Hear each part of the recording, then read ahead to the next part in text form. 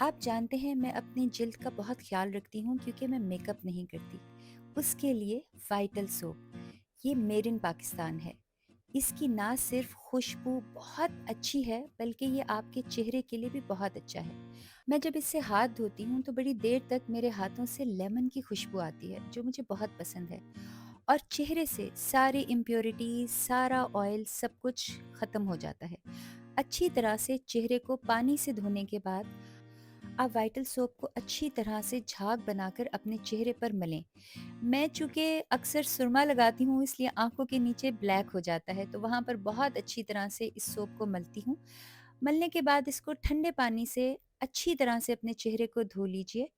उसके बाद आप खुद देखेंगे कि इम्प्योरिटीज़ के बगैर आपका चेहरा बेहतर होगा, वाइट होगा, खिला-खिला लगेगा और आपका पूरा दिन बहुत fresh गुज़रेगा।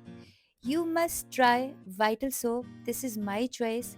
And lots of prayers for Vital for helping Rabi Bizada Foundation Deserving Children. आपके लिए हमेशा बहुत सारी दुआएं। जज़ाकल्लाह।